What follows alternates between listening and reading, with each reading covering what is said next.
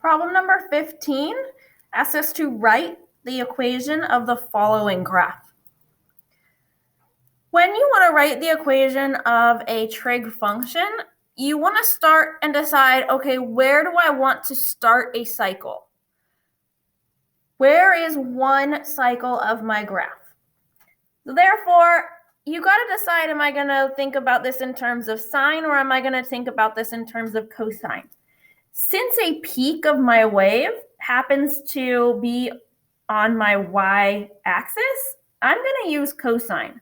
So I'm going to focus just on this portion here of my wave.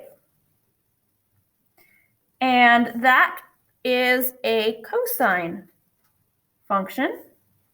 I'm dealing with the equation y is equal to a times the cosine of x minus h plus k. And I need to determine what is my amplitude, what is my orientation, what is my horizontal shift, also known as the phase shift, and what is my vertical shift, or my midline. The way to find the amplitude is we want to find halfway between the top of the wave and the bottom of the wave. So this full distance from +6 all the way down to -2 is a total distance of 8. Therefore, 8 divided by 2 gives us an amplitude of 4.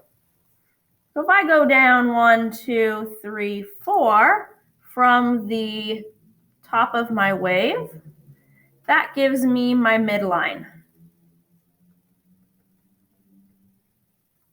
So that tells me that I shifted up 2 units. Or my midline has an equation of y is equal to 2. Orientation. Since we started at a peak and went down from the y-axis, that is a positive cosine function. If we had started down at the bottom of a wave on our x-axis, then we would have had a negative cosine function.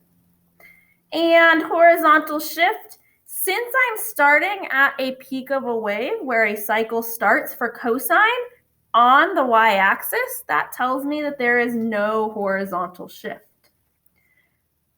I could write this function starting here instead of starting on the y-axis, and then I would have a shift in my function.